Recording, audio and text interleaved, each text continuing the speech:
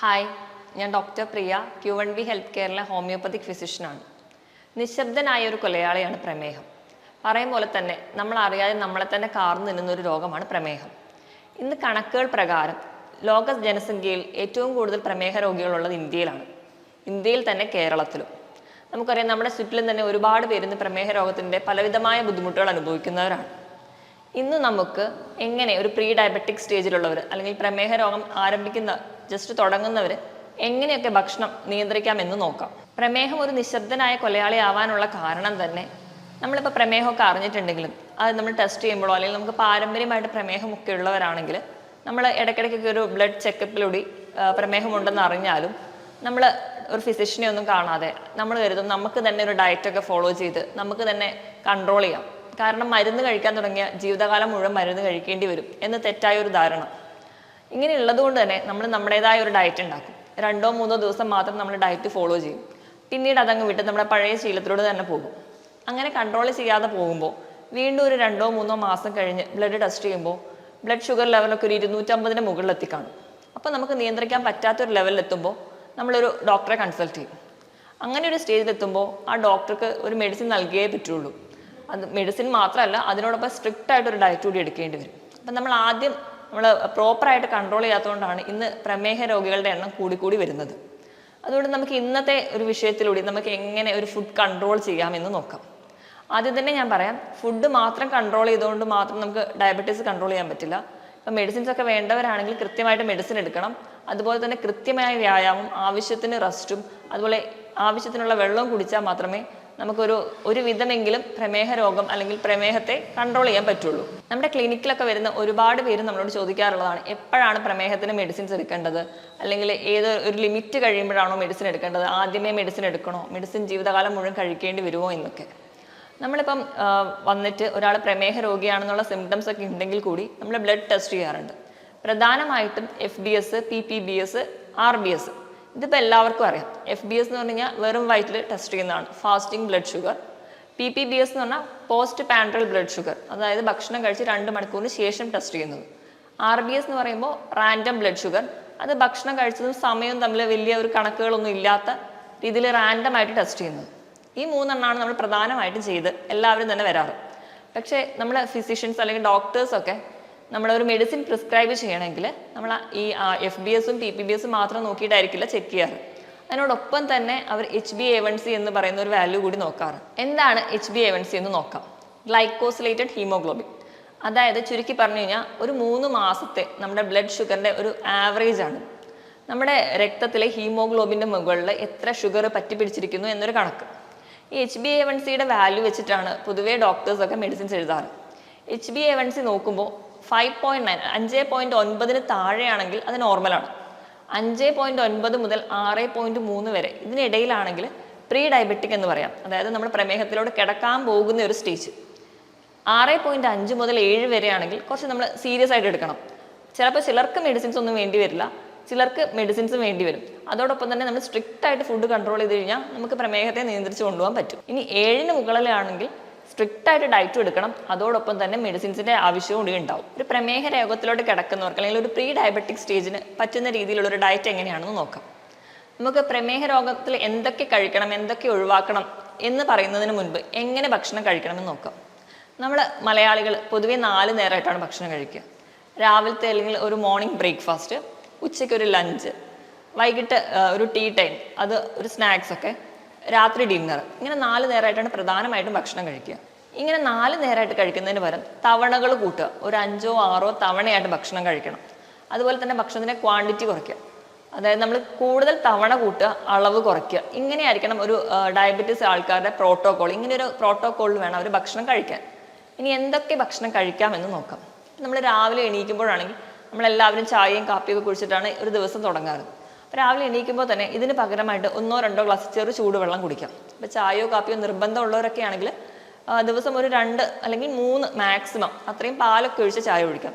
ഒരു കാരണം വെച്ചാലും മധുരമടങ്ങിയ ഒരു വസ്തുവും ചായയിൽ ആഡ് ചെയ്യും. അപ്പം ചിലരൊക്കെയാണെങ്കിൽ പഞ്ചസാര ഇടും, ചിലർ ശർക്കര ആഡ് ചെയ്യാറുണ്ട്.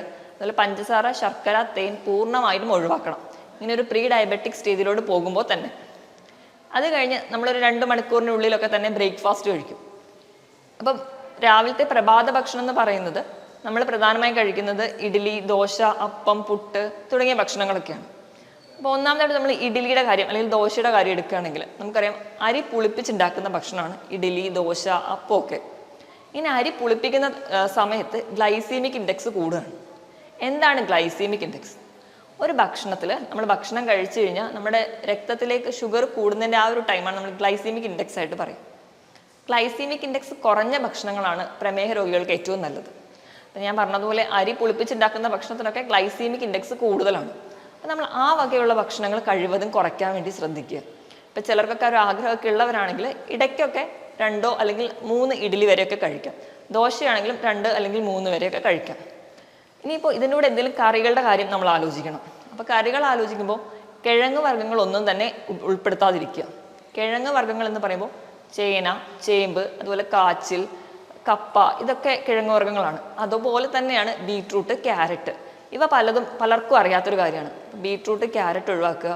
കൂർക്ക, കൂവ, ഇതൊക്കെ കിഴങ്ങ് വർഗ്ഗങ്ങളിൽ പെടുന്നതാണ്. ഇതൊക്കെ മാക്സിമം ഒഴിവാക്കാൻ വേണ്ടി ശ്രദ്ധിക്കുക. ഇനിയിപ്പോൾ ഇഡ്ഡലിയൊക്കെ ഉണ്ടാക്കുമ്പോൾ തന്നെയാണെങ്കിൽ നമ്മൾ അരിയും ഉഴുന്നും കൂടെ ആഡ് ചെയ്തിട്ടാണ് ഉണ്ടാക്കുക. അപ്പോൾ ഈ പ്രമേഹ രോഗികൾക്ക് വല്ലപ്പോഴും ഇത് കഴിക്കണം എന്ന് ആഗ്രഹമുള്ളപ്പോൾ തന്നെ അരിയുടെയും ഉഴുന്നിൻ്റെ ആ ഒരു പ്രപ്പോർഷനിൽ ചെറിയൊരു മാറ്റം വരുത്തുക.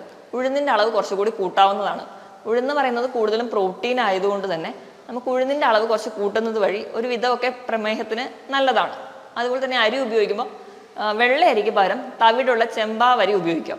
അതുപോലെ തന്നെ ഉലുവ ആഡ് ചെയ്യുന്നതും നല്ലതാണ്. അപ്പം നമ്മൾ ദോശയോ ഇഡ്ഡലിയൊക്കെ ഉണ്ടാക്കുന്ന സമയത്ത് ഒരു പിടി ഉലുവ കൂടി ആഡ് ചെയ്യുന്നത് ഒരു പരിധി വരെയൊക്കെ നമുക്ക് പ്രമേഹത്തെ കൺട്രോൾ ചെയ്യാൻ വേണ്ടിയിട്ട് ഉലുവ സഹായിക്കുന്നതായിട്ടാണ് പഠനങ്ങൾ പറയുന്നത്. ഇനി രണ്ടാമതായിട്ട് നമുക്ക് ഭയങ്കര ഇഷ്ടമുള്ളൊരു ഫുഡാണ് പുട്ട്.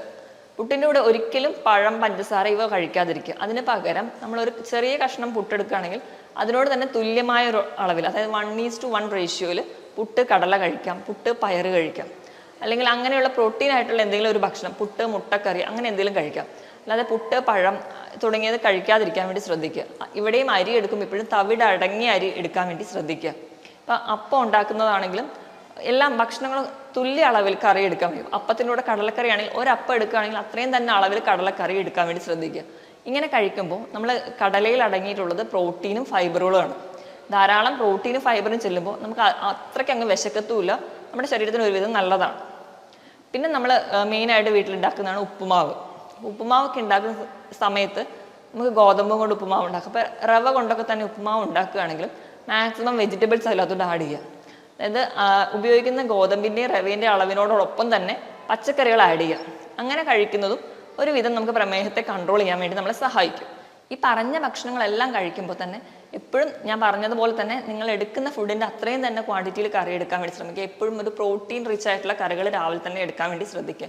മാക്സിമം ഈ ഭക്ഷണത്തിലൂടെ വീണ്ടും ഒരു ചായയോ കാപ്പിയോ കുടിക്കാതെ വെള്ളം തന്നെ കുടിക്കാൻ വേണ്ടി ശ്രദ്ധിക്കുക. ഇനി ഇത് കഴിഞ്ഞ് കഴിഞ്ഞാൽ നമ്മൾ നേരെ 11 മണിക്ക് ഒരു ടീ ടൈമാണ് മലയാളികൾക്ക് പ്രധാനമായിട്ടുള്ളത്. നമ്മൾ ഓഫീസിലൊക്കെ പോകുന്നവരാണെങ്കിൽ 11 മണിക്ക് ചായയോടൊപ്പം തന്നെ എന്തെങ്കിലും ഒരു എണ്ണക്കടികളാണ് കഴിക്കാറ്. ഈ ഒരു ശീലം നമ്മൾ മാറ്റിയിട്ട് ഒരു പ്രീ ഡയബറ്റിക് സ്റ്റേജിലാണെന്ന് അറിയുമ്പോൾ തന്നെ ഒരു ബൗൾ സാലഡ് എടുക്കുക. സാലഡ് എന്ന് പറയുമ്പോൾ നമ്മൾ ഇതിനകത്ത് കുക്കുംബറും അതുപോലെ തന്നെ തക്കാളി എല്ലാം അരിഞ്ഞിട്ടിട്ട് ഒരു ഇച്ചിരി ഉപ്പോ അല്ലെങ്കിൽ ഒരു ചെറുനാരങ്ങയൊക്കെ പിഴിഞ്ഞൊഴിച്ച് നിങ്ങൾക്ക് കഴിക്കാവുന്നതാണ്. മാക്സിമം ക്യാരറ്റ് ഒഴിവാക്കുക. ഇങ്ങനെ ഒരു ബൗൾ സാലഡ് ഉണ്ടെങ്കിൽ തന്നെ നമുക്ക് വയറ് നിറയും. അല്ലെങ്കിൽ നിങ്ങൾക്ക് നട്ട്സ് കഴിക്കാം. ബദാം, അണ്ടിപ്പരിപ്പ്, അല്ലെങ്കിൽ ഒരു കുറച്ച് നിലക്കടല, ഇവയെല്ലാം ഒരു പിടി കഴിക്കുന്നതാണെങ്കിൽ നിങ്ങൾക്ക് വലിയ ദോഷം ചെയ്യത്തില്ല. ഒരുവിധം നിങ്ങൾക്ക് പ്രോട്ടീൻ ആയതുകൊണ്ട് പ്രമേഹത്തെ നിയന്ത്രിക്കാനും പറ്റും. ഇനി നമ്മൾ മലയാളികൾ ഉച്ചനേരം അല്ലെങ്കിൽ നമ്മൾ ഊണ് പ്രധാനമായും നമ്മളൊരു വിഭവ സമൃദ്ധമായിട്ടാണ് ഊണ് കഴിക്കാറ്. ഇനി മൂന്നാമത്തേതാണ് നമ്മുടെ ലഞ്ച് ടൈം. അത് നമ്മൾ മലയാളികൾ നല്ല കാര്യമായിട്ട് കഴിക്കുന്ന ഒരു സമയം, നമ്മൾ ഹെവി ആയിട്ട് കഴിക്കുന്നത് ഉച്ചഭക്ഷണമാണ്. നമുക്കിനി എങ്ങനെ ഒരു പ്രീ ഡയബറ്റിക്സിലുള്ളവർക്ക് ലഞ്ച് എങ്ങനെ മാനേജ് ചെയ്യാമെന്ന് നോക്കാം. നമുക്കൊരു പ്ലേറ്റ് മെത്തേഡാണ് പറയുന്നത്. പ്ലേറ്റ് മെത്തേഡ് എന്ന് പറയുമ്പോൾ 1/4 ഭാഗം നമ്മൾ അരി ഭക്ഷണങ്ങൾ കഴിക്കാം. അരി ഭക്ഷണം എന്ന് പറഞ്ഞാൽ തവിടടങ്ങിയ അരികൾ അല്ലെങ്കിൽ കുത്തരി ഉപയോഗിക്കാൻ വേണ്ടി ശ്രദ്ധിക്കുക. നിങ്ങൾക്ക് ഒരു പിടി വരെ ചോറ് ഉപയോഗിക്കാം. അതുപോലെ തന്നെ ഇപ്പോൾ ചോറിന് പകരം നിങ്ങൾക്ക് ചപ്പാത്തി ആണെങ്കിൽ 1-2 ചപ്പാത്തി കഴിക്കാം. പിന്നെ ഒരു 1/4 ഭാഗം എന്ന് പറയുന്നത് പ്രോട്ടീനാണ്. പ്രോട്ടീൻ എന്ന് പറയുമ്പോൾ നിങ്ങൾക്ക് മുട്ട ഉപയോഗിക്കാം, പയറ്, പരിപ്പ്, അങ്ങനത്തെ കടല എന്ത് നിങ്ങൾക്ക് പ്രോട്ടീനായിട്ട് ഉപയോഗിക്കാം.